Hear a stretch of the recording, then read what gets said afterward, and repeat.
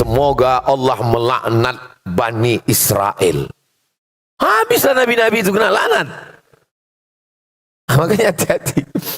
Semoga Allah melaknat Israel. Israel mana yang kau maksud, bro? Kalau Israel Yakub, bengkak uncung kau nanti. Maksudnya Allah melaknat negara Israel yang sekarang sedang menjajah Palestina. Ini perlu dijelaskan. Bismillahirrahmanirrahim. Assalamualaikum warahmatullahi wabarakatuh. Apa kabar semuanya? Sehat? Alhamdulillah. Allahumma salli ala Sayyidina Muhammad ibni Abdillah wa ala alihi wa sahbihi wa man da'a bida'watihi wa istanna bisunnatihi ila yaumi liqa'i rabbih wa ba'du. Yang sama-sama kita hormati guru-guru kita, ustadz kita, sahibul fadilah al-mukarram, al-ustadz Luqmanul Hakim, Ustadz Haruna Hashim, Ustadz Hendrianto, para asatis yang tak dapat saya sebutkan, hadirin hadirat, jamaah fardu subuh, insyaallah kita semuanya dimuliakan Allah Subhanahu wa taala. Amin ya rabbal alamin. Subuh yang penuh berkah ini kita ngaji. Saya diminta untuk menjelaskan tentang Yahudi, Bani Israel, dan Palestina. Referensi yang dipakai waktu saya kuliah dulu di Fakultas Usuluddin, Universitas Al-Azhar Mesir, ada satu mata kuliah, judul mata kuliahnya Tayyarat Fikriyah Mu'asirah, aliran pemikiran kontemporer. Jadi setiap tahun itu berganti. Kadang tahun ini dibahas tentang Ahmadiyah. Tahun ini kadang dibahas tentang, kebetulan pas tahun saya yang dibahas adalah tentang Zionis. Nama dosennya Profesor Dr. Syekh Fargullah. Lalu kemudian setelah pulang ke Indonesia, saya ada menerjemah satu buku judulnya Tarikh Al-Yahud, Sejarah Agama Yahudi. Bisa dicari di internet, di Google, Sejarah Agama Yahudi UAS. Nanti kelihatan sampulnya, ditulis oleh Dr. Muhammad Khalifah. Di samping bacaan-bacaan yang lain. Itulah referensi saya yang saya baca pada subuh ini. Mudah-mudahan bermanfaat buat kita dan jadi amal jariah buat penulisnya insyaallah. Amin ya rabbal alamin. Nabi Muhammad sallallahu alaihi wasallam, anak Abdullah, anak Abdul Muttalib, anak Hashim, anak Abdi Manab, anak Qusay. Yang disebutkan Nabi sampai kepada datuknya yang paling atas, Adnan. Dari Adnan ini disebutkan lagi ahli sirah dan tarikh sampai kepada Sayyidina Ismail, anak kandung Nabi Ibrahim alaihissalam, dari ibu bernama Hajar. Ternyata Nabi Ibrahim ini punya istri satu lagi namanya Sarah. Sarah ini punya anak namanya Ishak. Itulah mengapa tadi waktu kita sholat subuh yang kita baca itu dua nabi. Sallaita ala Ibrahim, Allahumma salli ala Sayyidina Muhammad wa ala ali Sayyidina Muhammad kama sallaita ala Ibrahim wa ala ali Ibrahim. Allahumma barik ala Sayyidina Muhammad wa ala ali Sayyidina Muhammad kama barak ta'ala Sayyidina Ibrahim wa ala ali Sayyidina Ibrahim. Karena tiga nabi-nabi ini, Nabi Muhammad, Nabi Musa, Nabi Isa, nanti bertemu pada titik yang terdekat adalah Nabi Ibrahim alaihissalam. Nabi Ibrahim punya dua cabang. Cabang pertama Ismail turun ke bawah, itulah dia Muhammad sallallahu alaihi wasallam. Yang jalur Nabi Ishak, Ishak punya anak namanya Yakub. Yakub ini punya dua nama. Nama yang pertama Nabi Yakub, nama lainnya adalah Israel. Jadi anak cucu Nabi Yakub disebut dengan Bani Israel. Saya Abdul Somad, anak cucu saya itu disebut dengan Bani Abdul Somad, akulah Bani Israel. Nyari gara-gara namanya ini. Bani artinya anak-anak. Ya bani, wahai anak-anak. Ya bani Adam. Berarti anak cucu Adam. Ini anak cucu Adam semua kan? Kalau ada yang tak mengaku berarti anak cucu monyet. Kata Charles Darwin, bukan kata saya. Bani Israel, jadi maksudnya adalah anak cucu Israel. Isra artinya hamba. El, Tuhan. Israel, hamba Tuhan. Bahasa Arabnya Abdullah. Jadi Pak Ustadz, boleh saya kasih nama anak saya Israel? Boleh. Riwayat hadis ada namanya Israel. Ulama Ustaz, tapi sekarang jangan. Sedang genting ini. Takutnya tak semua orang ngaji, tak semua orang tahu. Nah, ini tentang Israel. Nama lain dari Nabi Yakub. Nabi Yakub punya anak yang paling ganteng, namanya Nabi Yusuf. Nabi Yusuf ini punya saudara-saudara. Salah satu nama saudara Nabi Yusuf ini namanya Imran. Imran ini punya anak cucu, cicit ke bawah. Ada dua yang jadi nabi. Satu namanya Nabi Musa, satu namanya Nabi Harun. Nabi Harun ini punya cucu ke bawah, dua jadi nabi. Ilyas, Ilyasa. Kalau saya tanya, tak usah stres, tak usah cemas. Karena pertanyaan, nanti saya tanya, itu saya jawab sendiri. Diam aja lah, ngangguk-ngangguk aja. Nabi Ibrahim punya anak Nabi Ishak. Nabi Ishak punya anak Nabi Yakub. Nabi Yakub itu namanya dua. Satu Yakub, satu lagi Israel. Bani Israel berarti anak cucu Nabi Yakub. Nabi Yakub ini punya anak Nabi Yusuf. Nabi Yusuf ini punya saudara-saudara. Salah satu saudara Nabi Yusuf ini namanya Imran. Imran ini punya anak cucu. Itulah dia Nabi Musa dan Nabi Harun. Nabi Harun ini punya keturunan. Itulah dia Ilyas dan Ilyasa. Nabi Yusuf ini punya saudara.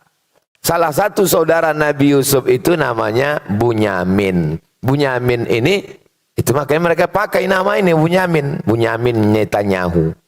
Bunyamin itu punya anak cucu, ada juga yang jadi nabi, namanya Nabi Yunus.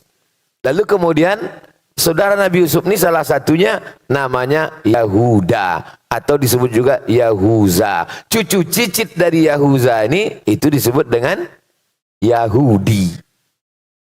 Di antara keturunannya Yahuza ini adalah Daud. Daud punya anak namanya Sulaiman. Jadi di antara cucu cicit ini yang paling besar jadi raja namanya Daud. Dalam referensi barat disebut dengan King David. King David artinya Nabi Daud. Punya anak, itulah dia King Solomon. Itulah dia Nabi Sulaiman. Bahkan ada penulis Indonesia katanya kerajaan Nabi Sulaiman ini sampai ke Yogyakarta. Itulah Sleman. Cucu cicit keturunan Nabi Sulaiman ini turun ke bawah. Itulah dia Zakaria. Zakaria punya anak namanya Yahya. Zakaria ini punya istri. Istrinya ini punya saudara perempuan namanya Hannah.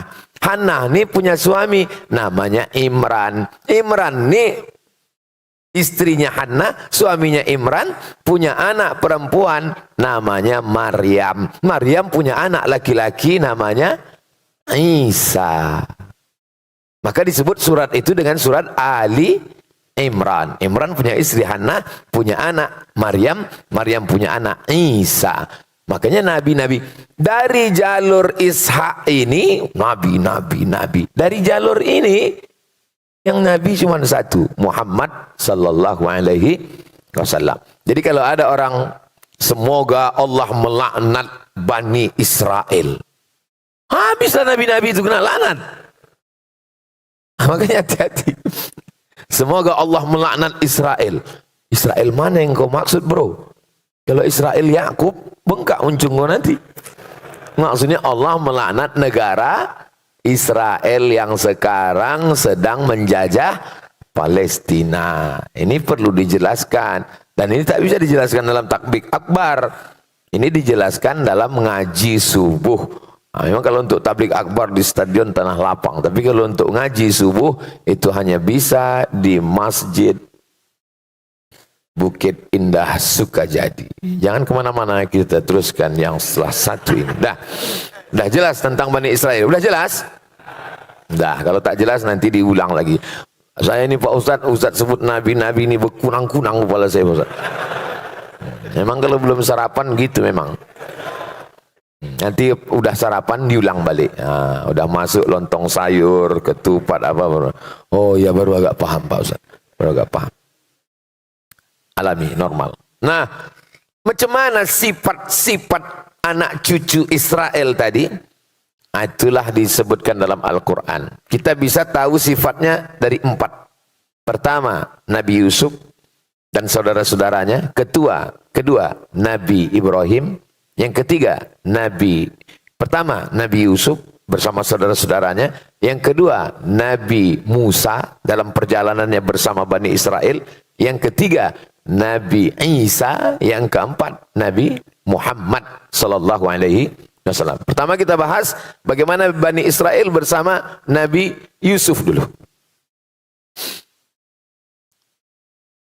Waja'u ala qamisihi bidamin kadzib.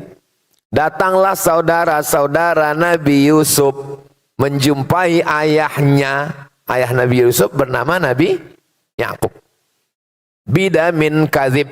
Bidamin darah, kadzib bohong, dengan darah bohong. Datang saudaranya membawa baju Nabi Yusuf dengan darah bohong. Diambil mereka baju Nabi Yusuf, diambilnya darah kambing. Oh, ini kan. Habis itu dibilangnya ke ayah, ya adik udah dimakan serigala. Jadi apalah, ini contoh kejahatan Bani Israel. Apalah kejahatan dia? Membohongi ayah kandung, membuang saudara kandung. Jadi orang kalau baca Quran, apa yang terjadi sekarang?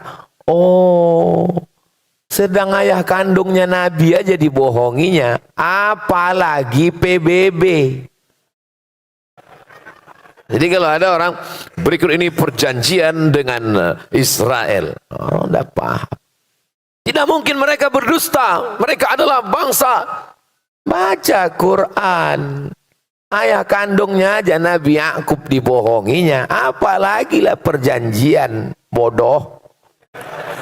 Ini orang kalau baca Quran paham dia. Kenapa dibuangnya Nabi Yusuf ini ke dalam sumur? Gara-gara nih Nabi Yusuf cerita ke ayahnya.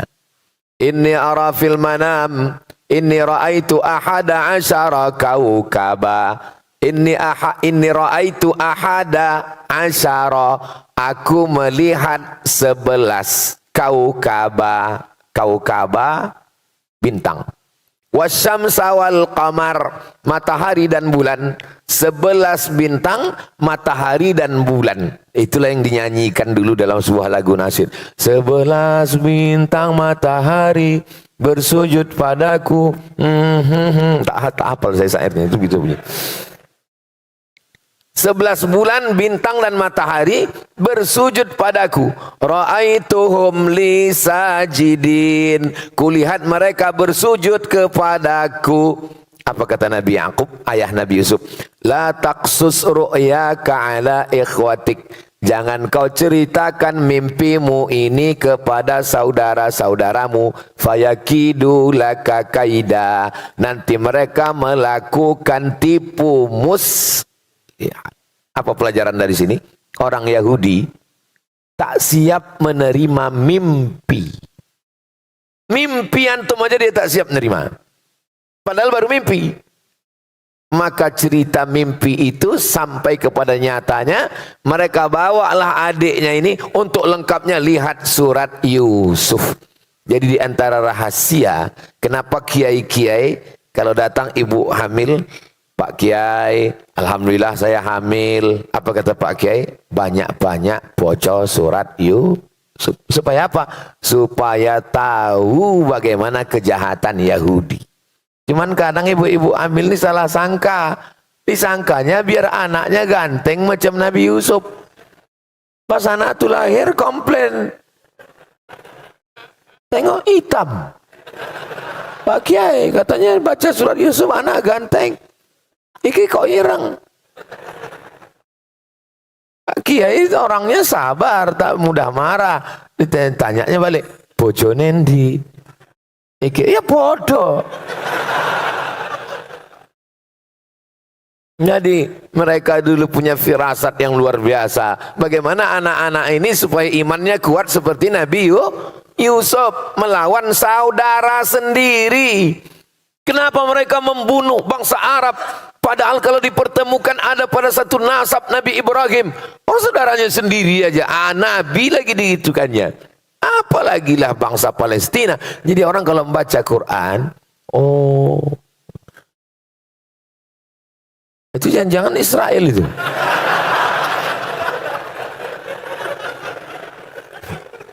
Orang kalau membaca Quran itu dia paham.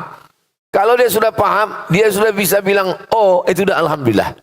Nah, kenapa? Kita ini sekarang perlu memahamkan umat yang tidak paham. Nah, ini tentang ulah. Itu bisa pada Nabi Yusuf. Nabi yang kedua, Nabi Musa. Itulah tadi imam kita membaca. Dibacanya kita baca. Silakan buka Qur'annya. Wa idz najainakum min ali fir'aun. Ketika kami menyelamatkan kamu hai orang Israel Yahudi yang ada di Mesir. Dari siapa? Dari Fir'aun. Karena waktu itu Fir'aun yasumunakum su'al azab. Karena Fir'aun saat itu mengazab kamu dengan azab yang paling mengerikan. Yudzabbihuna abna'akum, anak laki-laki disembelih. Wa yastahyuna nisa'akum, anak perempuan dibiarkan. Wa fi dzalikum bala'um mir rabbikum azim, dan itu adalah ujian dari Allah yang sangat besar. Diselamatkan Allah Bani Israel. Apa balasan mereka kepada Nabi Musa alaihissalam? Ya Musa, lan nu'mina laka hatta narallaha jahrah. Wahai Musa, kami tak mau percaya kepada engkau sebelum engkau tunjukkan Tuhan itu jahrah, secara nyata. Mana Tuhan itu Musa? Mana? Saya pulang dari Maroko 2008. Sekarang sudah 2023. Berarti saya sudah tausiah selama 15 tahun. Belum pernah lagi pas saya tausiah tiba-tiba tegak jamaah. Ustadz, tunjukkan saya Tuhan itu nyata. Belum pernah. Paling-paling sejahat-jahatnya orang Melayu, pas saya ceramah, balik dia ke rumah. Itulah cuma. Tapi kalau nantang langsung, tak ada. Bani Israel, ini Nabi Musa jadi gitu kannya. Lan nu'mina laka hatta narallaha jahrah. Kami tak percaya kepada kaum Musa sebelum kami melihat Tuhan itu secara nyata. Makanya saya tak pernah mengamuk kepada haters and buzzers yang menyerang di medsos. Mana pernah saya marah? Kenapa? Karena akunnya fake semua. Tidak jantan seperti Bani Israel. Bani Israel itu jantan, tegak berdiri, apa somat gitu. Belum pernah lagi. Kalau ada sinilah, aku sipak kepala kau.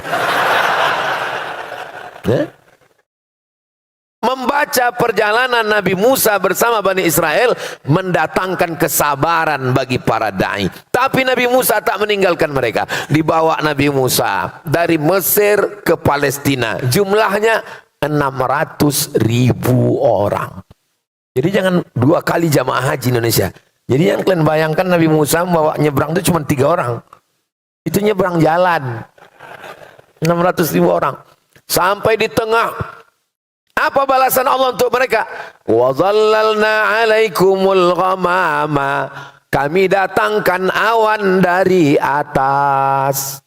Itu kan ayat yang kita baca tadi. Wa dhallalna 'alaikumul ghamama. Panas Musa. Macam mana nih Musa? Panas betul, tak ada pokok kayu. Doa Nabi Musa. Diturunkan Allah awan. Wa dhallalna 'alaikumul ghamama. Sejuk. Makan Nabi Musa. Wa anzalna 'alaikumul manna wassalwa.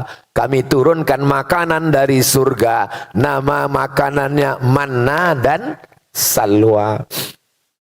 Sekarang banyak pula jamaah kasih nama anak manna wassalwa. Habis dimakan orang. Apa balasan orang Bani Israel Yahudi? Beda Yahudi sama Bani Israel Pak Ustaz.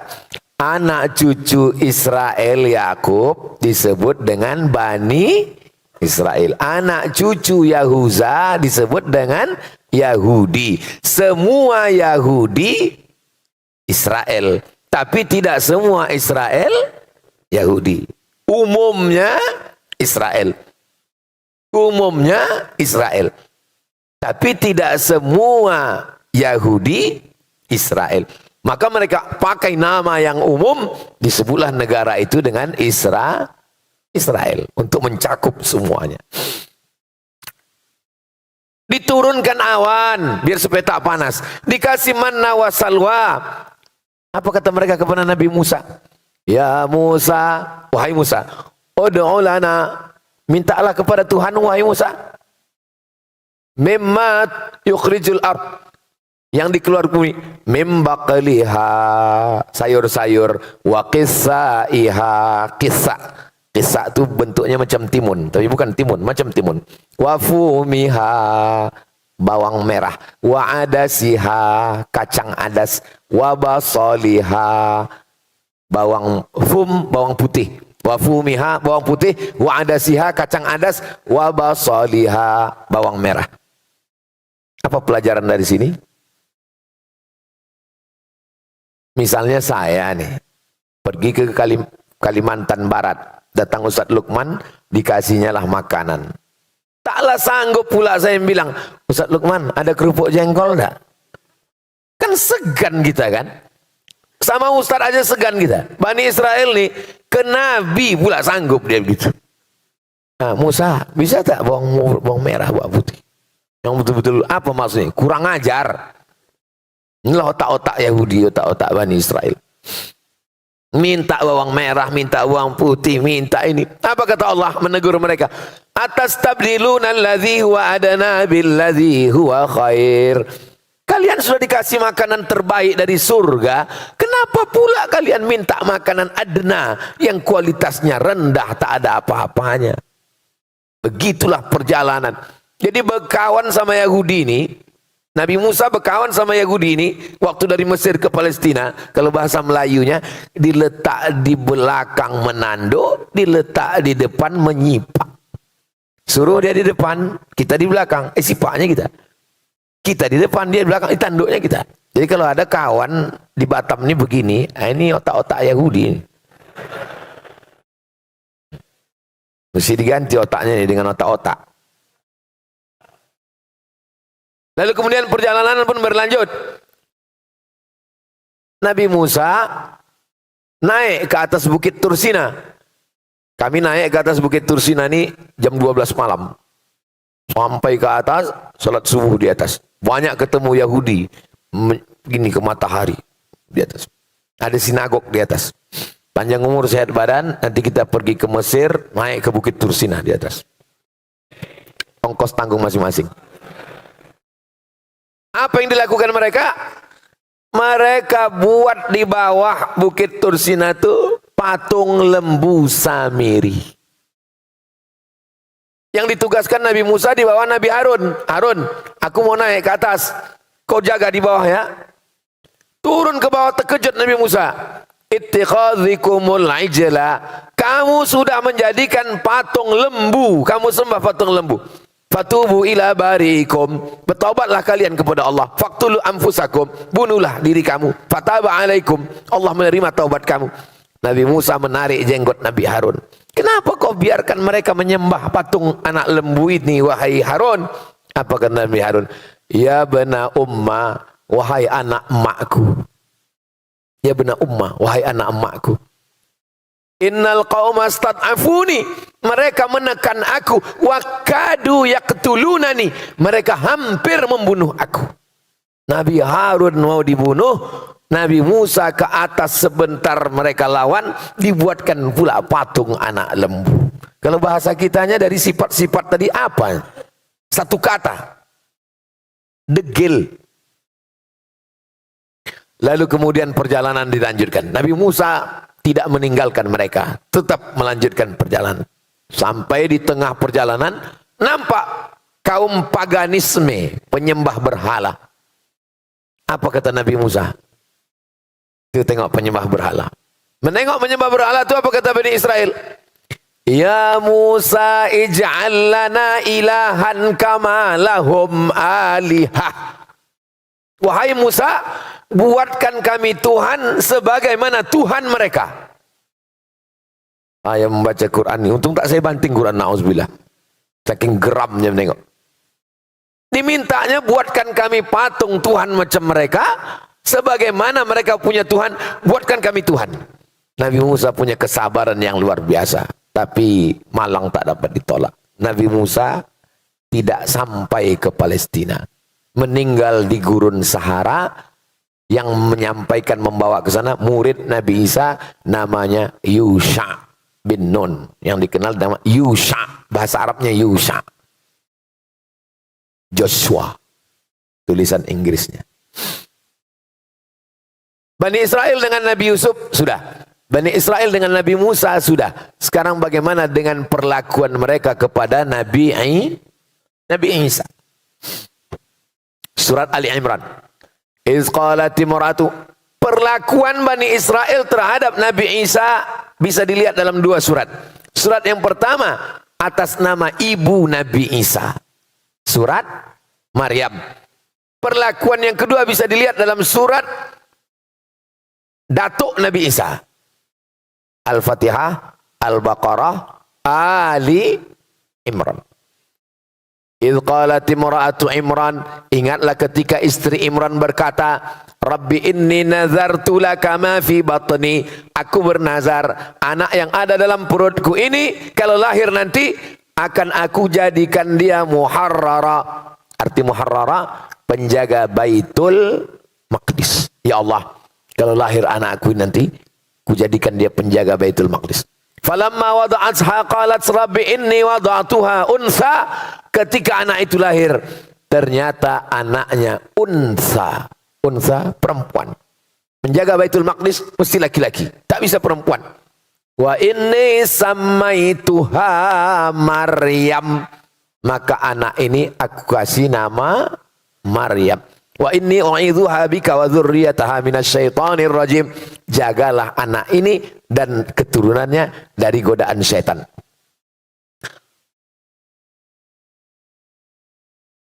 Inni samaituha Maryam wa inni u'idzuha bika wa dzurriyyataha minasyaitonir rajim. Fataqabbalaha rabbuha biqabulin hasani wa ambataha nabatan hasana fakaffalaha Zakaria. Anak itu diasuh oleh Zakaria. Karena Imran meninggal, Maryam anak yatim dijaga oleh Zakaria. Diletakkan satu tempat namanya mihrab. Kullama dakhala 'alaiha Zakaria al-mihrab, setiap kali Zakaria masuk ke dalam mihrab, wajada 'indaha rizqa. Ditengoknya banyak buah-buahan, makan makanan. Musim dingin, musim panas ada makanan khusus. Nabi Zakaria heran. Ya Maryamu anna laki hadza. Wahai Maryam, dari mana kau dapat makanan ini? Qalat, Maryam berkata, Innallaha yarzuqu man yasha'u bighairi hisab. Allah kalau sudah mau memberi rezeki, tak ada yang bisa menduga-duganya. Ini datang dari Allah. Allah sudah mengkhususkan Maryam dari sejak dalam kandungan ibunya. Lalu kemudian Allah kirim malaikat Jibril. Arsalna ilaiha ruhana. Kami kirimkan malaikat Jibril kepada Maryam. Fatamatsala laha basharan sawiyya. Dia dalam bentuk basharan, manusia. Sawiyya, yang sempurna, ganteng. Macam mana anak muda yang di Batam ni lah. Begitu cara memuji orangnya, biar tahan dia dengar ceramah lama walaupun belum sarapan. Dalam bentuk anak muda yang ganteng. Menengok anak muda yang ganteng, apa kata Maryam?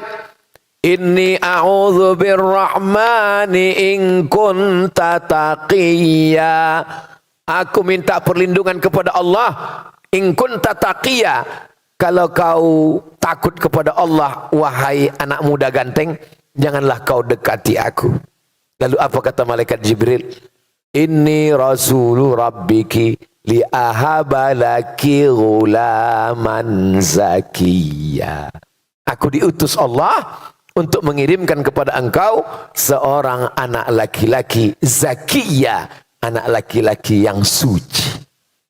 Nama anak bapak siapa? Zaki. Masya Allah. Kenapa malas mandi? Mohon maaf Pak Zakinya itu sing. Ghulaman zakiyah, anak yang suci bersih Nabi Isa. Lalu kemudian dia pun hamil, mengandung anak. Ketika hamil, datanglah fitnah orang Yahudi. Apa kata orang Yahudi? Maryam sudah berzina dengan si Joseph tukang kayu. Orang Yahudi menuduh Maryam berzina, berarti Nabi Isa anak zina. Siapa yang membersihkan tuduhan itu dalam sejarah? Islam. Jadi kalau kalian sekarang membela-bela Zionis Israel, maka sesungguhnya yang membebaskan, membela Nabi Isa dari tuduhan anak zina, Maryam dibersihkan dari perlakuan zina, itu yang membersihkannya adalah Nabi Muhammad sallallahu alaihi wasallam lewat dua surat, surat Maryam dan surat Ali Imran. Seandainya Quran itu buatan Nabi Muhammad, pasti dibuatnya surat Fatimah, surat Aminah, surat Khadijah, surat Aisyah, surat Abdul Muttalib.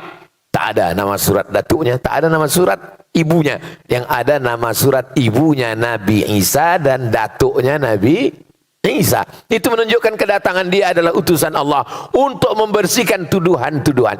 Apa kata Yahudi menuduh Maryam? Makana abuki mara'a sau'in, ayahmu bukan penjahat.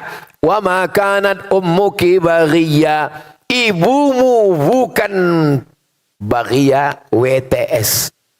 Maryam, kenapa kau bisa hamil tak punya suami? Ayahmu bukan preman tengik penjahat, ibumu bukan WTS. Kenapa kau bisa hamil tanpa suami? Nah, Maryam diam. Wa asyarat ilaih, dia hanya menunjuk bayinya Isa yang baru lahir, ditunjuknya gini. Ini bukti kalau Yahudi ngomong ngejek kita, maka jawabannya adalah diam. Fa asyarat ilaih, dia hanya menunjuk anaknya. Makin marahlah Yahudi tadi. Apa kata mereka? Kaifa nukallimu man kana fil mahdi sabiyya.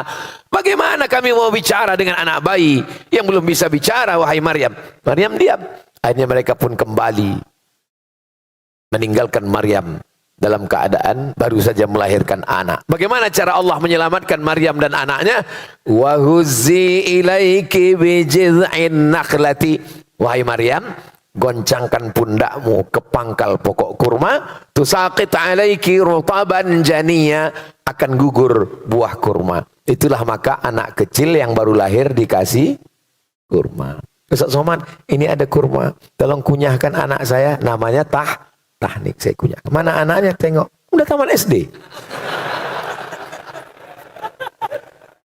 Apalah orang. Nah, sampai mana tadi? Itu lupa pula gara-gara anak SD minta tahnik tadi. Begitulah perlakuan mereka. Nabi Isa ini berdakwah Nabi Isa, jumpalah sama Yahudi. Kata Nabi Isa, dibawa Nabi Isa ikan yang udah mati. Kata Nabi Isa, kenapa ikan ini, kata Nabi Isa, ikan asin, kenapa ikan ini busuk? Kata Yahudi, ya ikan kalau sudah naik ke atas busuk lah. Kata Nabi Isa, ikan ini bukan busuk, tapi karena garamnya sudah tak asin lagi. Karena ikan walaupun mati, kalau dikasih garam bisa busuk? Tidak. Jadi ikan asin. Maksud Nabi Isa menyindir mereka. Kenapa Bani Israel ini rusak? Karena garamnya sudah tak asin lagi. Yang dimaksud dengan garamnya itu adalah ulama. Karena ulamanya tak baik, maka ikan busuk. Jadi kalau nampak umat ini mulai mengalami pembusukan, seperti ucapan Nabi Isa, karena garamnya sudah tak asin lagi. Mudah-mudahan garam kita tetap asin insyaallah. Pakailah garam beriodium. Tersinggung mereka, marah dengan Nabi Isa. Itu asal muasal mereka sakit hati dengan Nabi Isa. Lalu kemudian mereka ada kurban. Kurban mereka pakai burung merpati. Kurbannya tidak pakai lembu, pakai sapi, pakai kerbau, pakai burung merpati. Pendeta-pendeta Yahudi ini beternak burung merpati, dibuatnya kurban setahun 2 kali. Biar supaya apa? Biar bisa jualan burung merpati.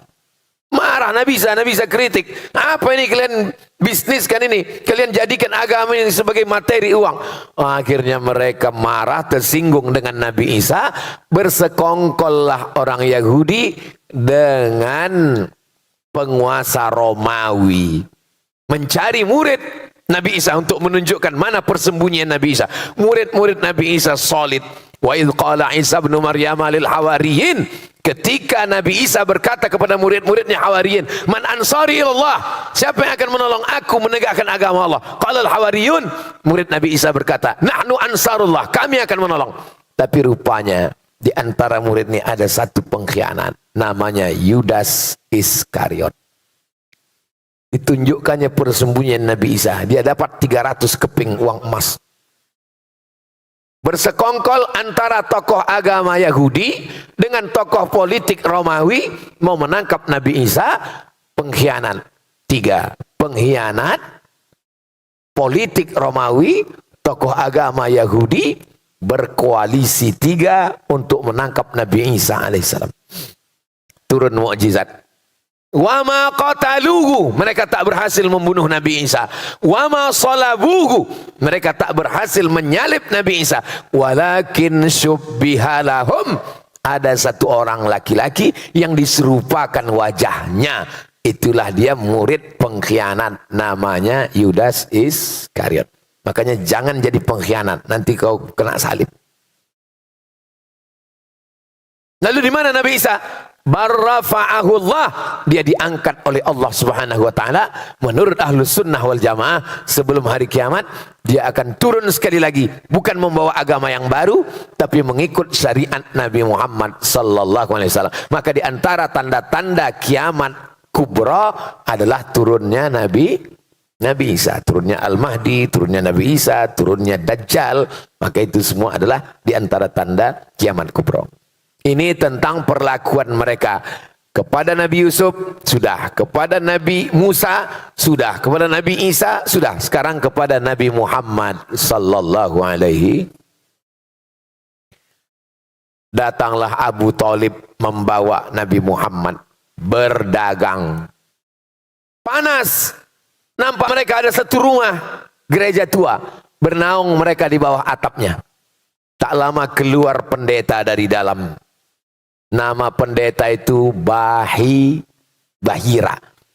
Bahira tak pernah keluar. Makanan dikirim, pakaiannya dicucikan orang. Karena dia di dalam tempat ibadah saja. Tapi hari itu dia keluar. Ditengoknya. Dia bertanya ke Abu Thalib, man hadha? Siapa ini? Apa itu? Habis waktu. Man hadha? Siapa ini? Kata Abu Thalib, ibni. Ini anakku. Kata Bahira, kalau betul kitab yang kubaca, anak ini anak yatim. Ayahnya sudah meninggal ketika dia dalam perut ibunya 2 bulan. Tersenyum Abu Thalib, ini memang bukan anakku, ini anak saudaraku. Dan kita memang biasa, saya bawa ponakan saya, ditanya orang, ini anak Ustadz? Iya, anak saya. Apakah saya bohong? Tidak, karena keponakan itu sudah macam anak. Abu Thalib terkejut. Dari mana kau tahu ini bukan anakku?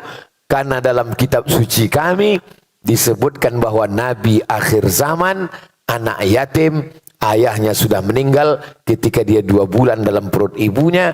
Dan ada 2 tanda lagi. Ku tengok dari tadi ada awan yang menaungi dia sehingga dia tak kepanasan. Dan kulihat pokok kayu dan batu bersimpuh sujud kepadanya. Jangan bawa dia ke Syam, karena di sana banyak Yahudi. Aku khawatir mereka akan membunuh dia nanti. Loh, kenapa dibunuhnya? Karena Nabi terakhir yang mereka tunggu-tunggu itu, menurut mereka dari keturunan Ishak. Ternyata ini dari keturunan jelas. Falamma ja'ahum ma'arafu kafaru bih. Ketika sudah datang Nabi yang mereka kenal, mereka justru ingkar kepadanya. Kenapa mereka ingkar padahal mereka sudah kenal? Karena mereka menyangka yang datang itu keturunan Ibrahim dari jalur Ishak. Ternyata yang datang itu dari jalur keturunan Berbahagialah orang Indonesia yang tidak pernah mensyaratkan nabinya mesti keturunan orang Melayu.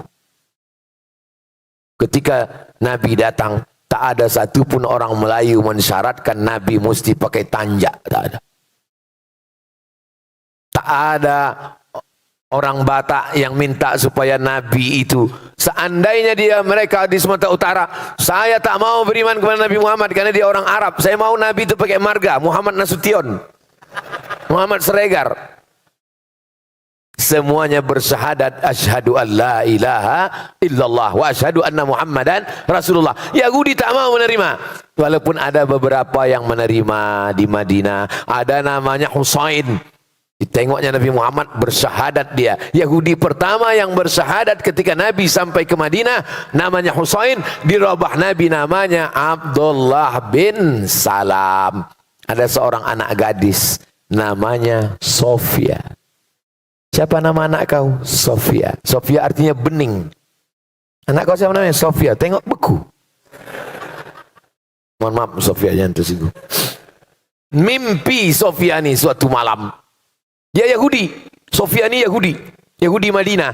Di Madinah itu ada Yahudi Pak Ustaz, 4 Yahudi Madinah. Yahudi Bani Nadir, Yahudi Bani Quraizah, Yahudi Qainuqa, Yahudi Khaybar. Di Madinah, Nabi bertetangga dengan orang Yahudi. Salah satu anak perempuan Yahudi ini namanya Sofia. Malam itu mimpi dia memangku bulan. Turun bulan itu di pangkunya. Diceritakannya ke ayahnya. Nama ayahnya Huyai, nama atuknya Akhtab. Sofia binti Huyai bin Akhtab. Ya. Malam tadi ku tengok bulan turun, duduk di pangkuanku, ditempeleng ayahnya, keluar darah muncrat dari mulutnya. Karena orang Yahudi tahu bahwa yang dimaksud dengan bulan itu adalah Muhammad sallallahu alaihi wasallam. Bulan purnama Badar, itulah Nabi Muhammad. Makanya kalau Nabi datang kita sambut dengan Tala'al Badaru alaina. Orang Yahudi pun tahu bahwa bulan purnama itu adalah Nabi Muhammad SAW. Ditempelengnya anaknya karena dia takut anaknya ini menikah.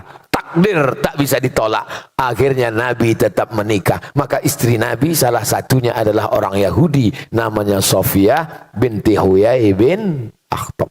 Nabi diundang oleh orang Yahudi. Nabi datang. Kira-kira kita kalau diundang Yahudi datang apa tak datang?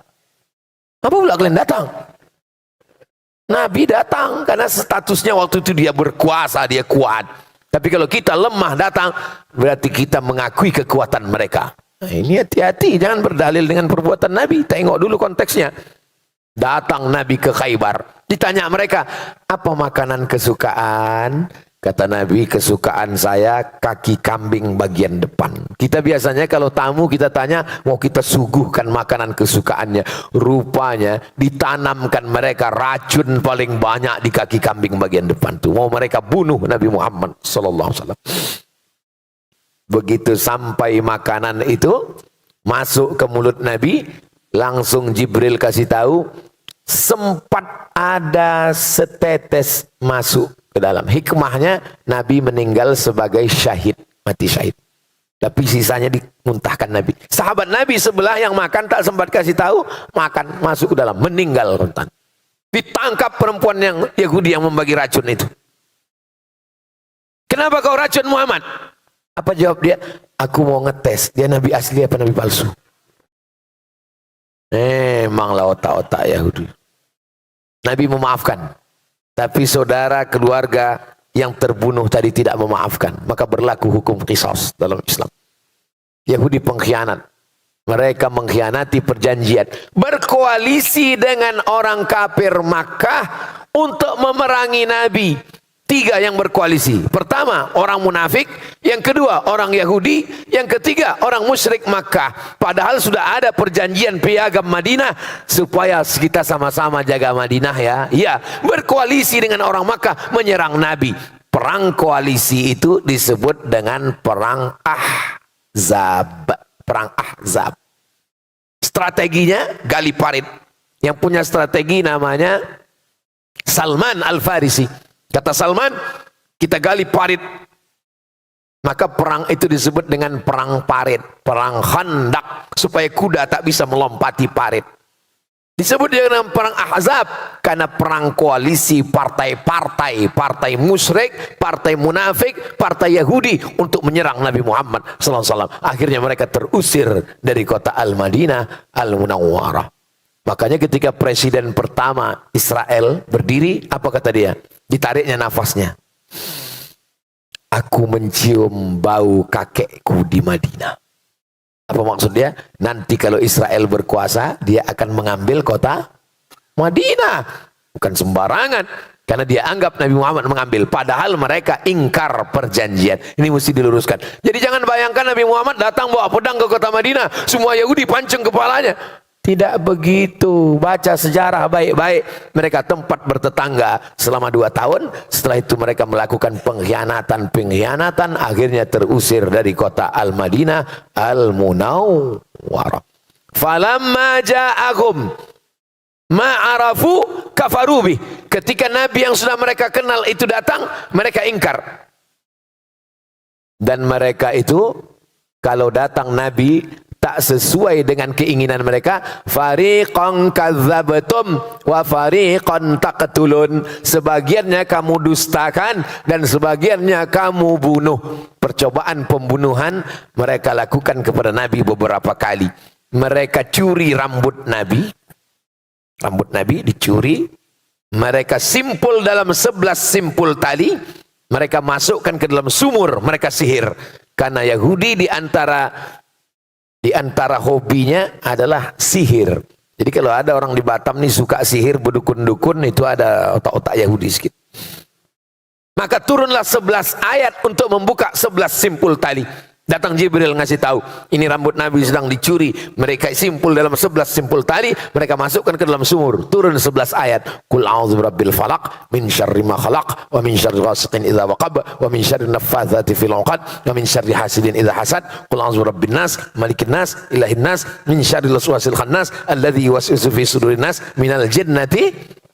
Itu 11 ayat pembuka simpul buhul-buhul tali sihir. Dibacakan, dihembuskan ke air, ditiupkan ke wajah. Oh Pak Ustadz, kemarin waktu saya bacakan 11 ayat itu malah ketawa yang disihir itu. Gitu dia. Masa setan ngusir setan gitu. Rupanya bukan salah ayatnya, salah yang baca. Yang baca itu ulahnya macam setan juga.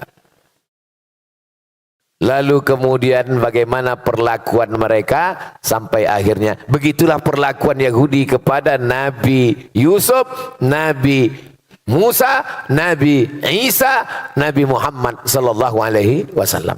Yang punya senjata dipakainya memerangi Nabi. Yang punya sihir dipakainya menyihir Nabi. Yang punya racun dipakainya meracun Nabi. Yang punya bibir dipakainya mengejek Nabi. Kalau orang Islam jumpa Nabi, assalamu alaika. Orang Yahudi kalau jumpa Nabi, assalamu alaika. Mirip. Assalamu alaika. Selamat untukmu. Assalamu alaika. Matilah kau. Suka mempleset-plesetkan. Jadi siapa yang suka mempleset-plesetkan nih? Ada otak-otak Yahudi sedikit. Nah, lalu kemudian mereka pun terusir. Terusir. Tak punya negeri. Kenapa? Karena tak ada yang suka akibat dari perbuatannya. Sampai akhirnya pada akhir 1800-an ada satu tokohnya namanya Theodor Herzl. Theodor Herzl tokoh Yahudi ingin membuat sebuah negara. Ide membuat sebuah negara ini datang belakangan. Theodor Herzl punya cerita. Datanglah mereka menemui Sultan Abdul Hamid. Kebetulan waktu itu Palestina di bawah kekuasaan Turki Utsmani. Dibawanya duit emas 1 koper. Wahai Sultan Abdul Hamid, kami minta membuat negara di Palestina. Apa kata Sultan Abdul Hamid? Yang diperjuangkan dengan darah tidak akan dijual dengan emas. sakit hati mereka dengan ucapan itu, akhirnya mereka tumbangkan Sultan Abdul Hamid, maka habislah Turki Utsmani pada tahun 1924. Tak ada lagi penjaga Turki 1924. Itulah maka mereka bisa masuk ke Palestina tahun 1946. Kenapa bisa masuk? Karena lemahnya kekuasaan umat Islam. Siapa yang mengasihi mereka masuk ke dalam? Karena waktu itu Palestina dijajah Inggris. Inggrislah dosanya yang paling besar memasukkan Israel ke Palestina. Kalau mau tahu cerita siapa negara yang paling besar dosanya? Inggris, karena dia menjajah Palestina dan dikasihnya tiket masuk Israel berdatangan beramai-ramai. Kenapa mereka datang ramai-ramai ke Palestina? Kata Syekh Fargallah, mereka menunggu Melek Mesyah. Melek bahasa Arabnya Malik, Mesyah juru selamat. Mereka menunggu raja juru selamat terakhir. Mereka bermimpi akan punya raja, akan punya kerajaan, punya raja. Syarat rajanya itu turun, mesti ada 5 syarat. Syarat yang pertama, semua Yahudi di dunia datang kembali ke Palestina. Maka mereka pun datang, yang dari Amerika datang, yang dari Eropa datang, yang dari Maroko datang, yang dari Andalusia datang, yang dari Rusia datang, semuanya kembali. Sekarang sudah berkumpul 5 juta orang Yahudi di Palestina, membuat negara bernama Zionis. Zionis dari satu bukit, nama bukitnya Bukit Sion, atau disebut juga dengan Zion. Maka mereka sebut negara itu adalah negara Israel, didirikan oleh kelompok Zionis Israel. Kenapa mereka buat negara itu? Karena syarat menurut mereka akan turun raja yang mereka nantikan itu kalau ada 5 terwujud. Pertama, orang Yahudi mesti ramai-ramai pulang. Sudah pulang atau belum? Sudah. Sejak 1946 buat negara 1948, sekarang Palestina menjadi minoritas, dan menurut Google Map tak ada lagi Palestina. Yang ada hanya Israel. 2. Sakit hati mereka yang paling besar adalah kepada Babel. Karena bangsa yang paling banyak menyiksa mereka, lebih dahsyat daripada Firaun, adalah Babel. Babel itu maksudnya Babilonia. Babilonia itu Irak, bukan Bangka Belitung. Maka setiap penguasa mereka pasti menghajar, menghantam Babel, Irak. Karena menurut mereka, setiap penguasa mereka mesti menghantam Irak, karena syarat untuk membalaskan sakit hati raja-raja mereka. Kalau mau raja terakhir itu turun, maka hantamlah Irak. Itulah mengapa Irak babak belur terus. Tapi yang menghantam Irak kan Amerika, Pak Ustadz, bukan Israel. Atas perintah Israel. Loh, bukannya Israel negara kecil, Amerika negara besar. Presiden Amerika tidak akan terpilih kecuali persetujuan dari Israel garis kanan. Dan menteri-menteri itu adalah sebagian besar Madeleine Albright, Yahudi. Yang merusak melalui film, Yahudi. Nah, ini semua Yahudi. Lalu kemudian yang paling-paling kaya, orang-orang kayanya Yahudi. Tapi kita tak bisa salahkan orang kaya, ya dia kaya, salah kita lah kenapa pakai miskin, susah. Salah ini Jepang menjajah kita. Jepang salah, tapi kita lebih salah. Kenapa kita mau miskin, susah, mau dijajah? Nah, jadi kita mesti bangkitkan semangat. Yang pertama, syarat rajanya turun, Yahudi mesti balik ke Palestina. Syarat yang kedua, Irak mesti dibantai. Maka Irak itu babak belur terus sampai serangan yang terakhir. Sampai hari ini Irak lemah. Yang kedua, jadi kata dia, rajanya itu di atas. Mesyah yang dia sebut itu raja di atas, mau turun ke bawah kalau ditengoknya bawah itu hijau. Dia mau ditengok hijau. Itulah maka mereka menggerakkan penghijauan, menanam tanaman sebanyak-banyaknya, dan tanaman yang ditanam itu adalah syajaratul gharqad. Namanya pohon gharqad. Subhanallah, Masya Allah, Tabarakallah, Allahu Akbar. Allahu Akbar. Kenapa Allahu Akbar? Karena dalam hadis Nabi dikatakan, nanti ketika kamu berperang dengan Yahudi, sampai batu-batu berkata, ya Muslim, hadza Yahudi khalfi. Wahai Muslim, ini di belakangku ada orang Yahudi. Faktulhu, bunuh dia. Satu-satunya yang membela Yahudi, kata Nabi, cuma satu. Apa itu? Pohon gharqad. Dan pohon gharqad itu sedang mereka tanam sekarang. Saya waktu sampai di perbatasan, ini Mesir, ini Rafah. Rafah ini satu kota dibagi dua. Setengah untuk Mesir, setengah diambil Israel, Palestina. Ditunjukkan sama guide Ustadz Somad, itu adalah pohon gharqad yang hijau mereka tanam. Untuk apa? Supaya mereka bisa terselamatkan. Syaratnya mesti hijau, barulah raja yang mereka nanti itu akan datang turun. Mereka melakukan protokoler yang dibuat oleh Zionis sesuai dengan yang mereka baca dalam kitab mereka. Mereka percaya, mereka mengamalkannya, mereka menerapkannya, karena mereka mau membuat yang namanya The Great Israel Raya. 4. Apa lagi mesti mereka lakukan? Mereka mesti membersihkan tempat itu dari orang yang bukan Yahudi. Makanya yang boleh datang menjadi warga negara Yahudi itu mesti emaknya, ayahnya Yahudi. Itu yang original Yahudi. Andai ayahnya tidak Yahudi, paling tidak emaknya Yahudi. Karena mereka melihat nasab dari jalur emak.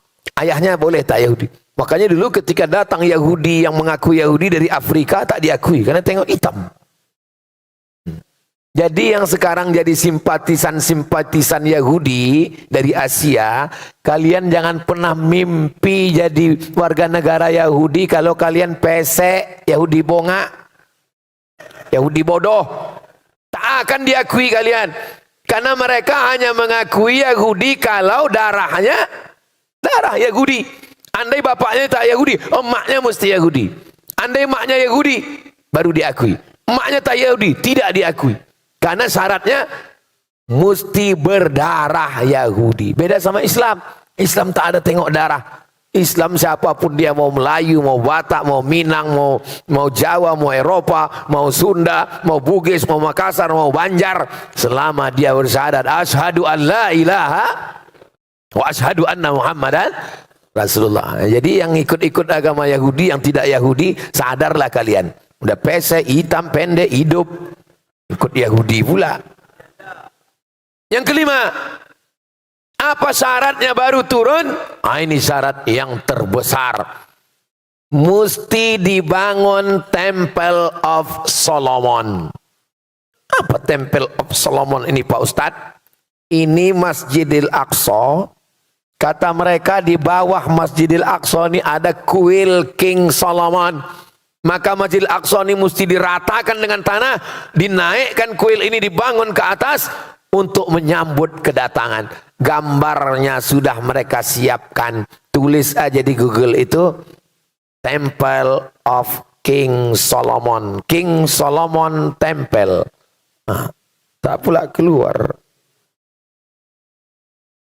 Habis paket, diambil Yahudi.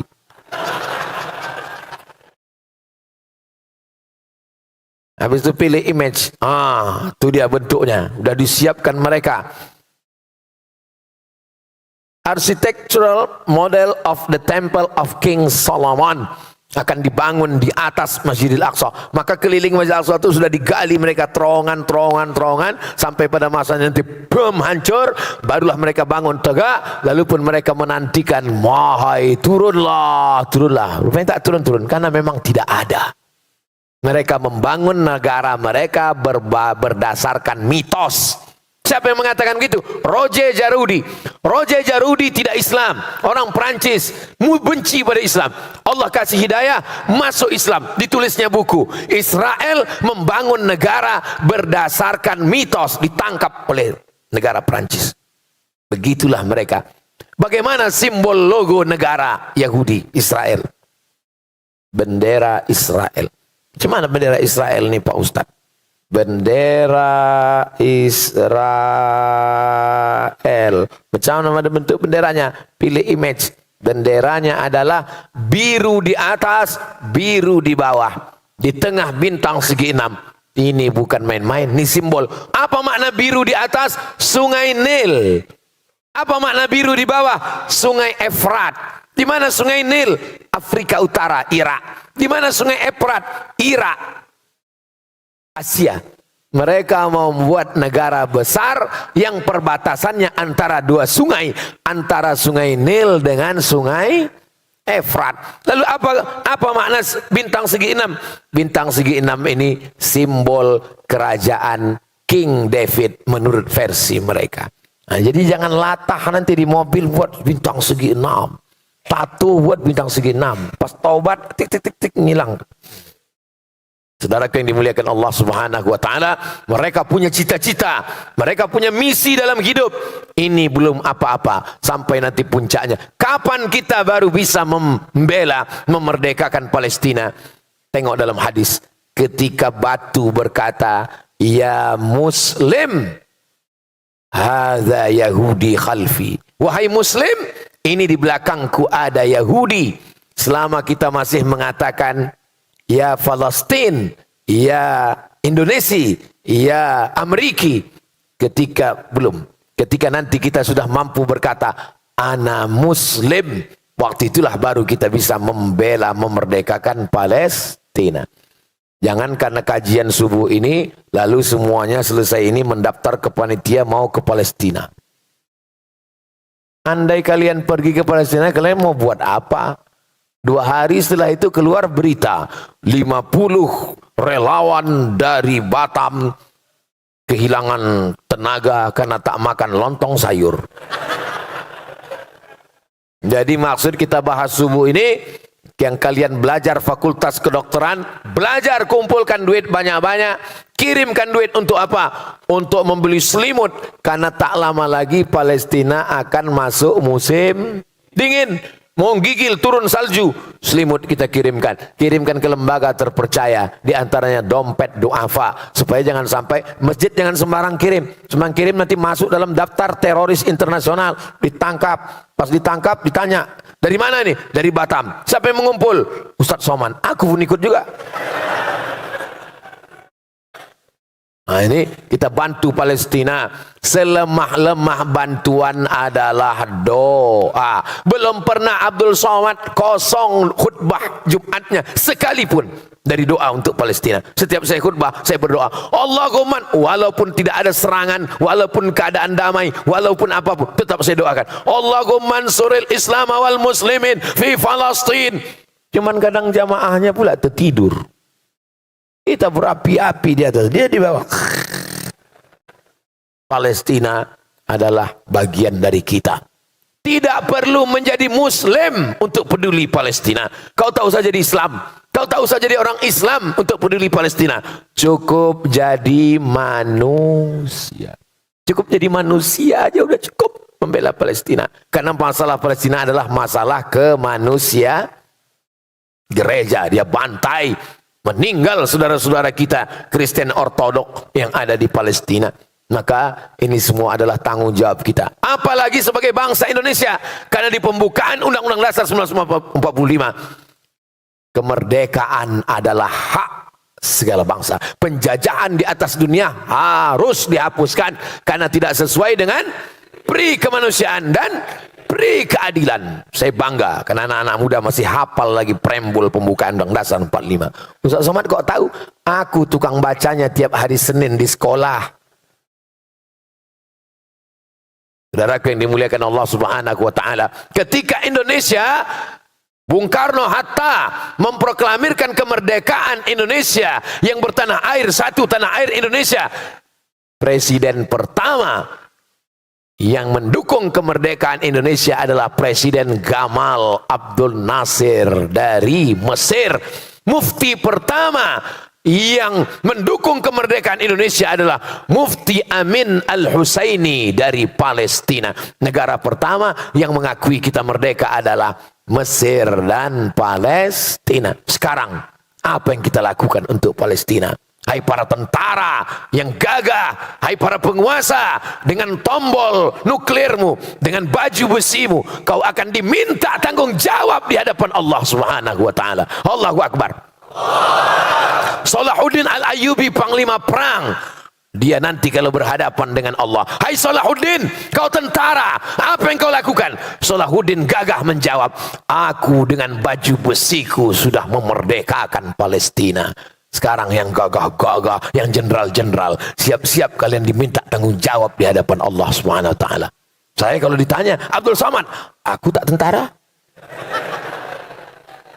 Jangankan mobil tank, jangankan pistol besi, pistol air pun ada hidup lagi. Tapi aku punya suara. Aku sudah menyuarakan tentara-tentara, penguasa-penguasa yang nanti diminta tanggung jawab di hadapan Allah. Kenapa kalian tidak mengirimkan pasukan ke Palestina? Mereka menjawab, karena Ustadz tidak pernah menceramahkan. Aku ditanya, Abdul Somad, sudah aku ceramahkan di Batam. Apakah kalian bersaksi semuanya? Allahumma balaghtu, ya Allah sudah kusampaikan. Allahumma fashhad, saksikan ya Allah. Sehingga tidak ada satupun jenderal, penguasa, tentara yang nanti bisa berdalih di hadapan Allah Subhanahu wa taala, karena aku sudah menyampaikan, aku sudah lepas tanggung jawab. Allahu Akbar. Ini Ustadz semangat nih karena Palestina atau karena lapar? Bercampurlah dua-duanya. Kita sudah bahas Palestina ini dari awal sampai akhir. Pembahasan Palestina biasanya saya comot sikit-sikit dalam tablik akbar. Pembahasan Palestina yang paling lengkap dari awal sampai akhir itu hanya ada pembahasannya di Masjid Bukit Indah Sukajadi Batam.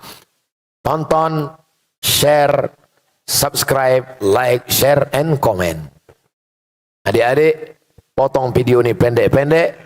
Ketika saya cerita tentang mereka akan menghancurkan Masjidil Aqsa dan mereka akan mengembalikan Temple of King Solomon. Kalian pondong PT satu menit, baru kalian tampilkan ceramahnya, baru kalian tampilkan inilah dia Temple of King Solomon. Baru kalian kuajari pula, kalian pandai lah kalian buat video itu kan, pandai lah kalian kan, share, bagikan.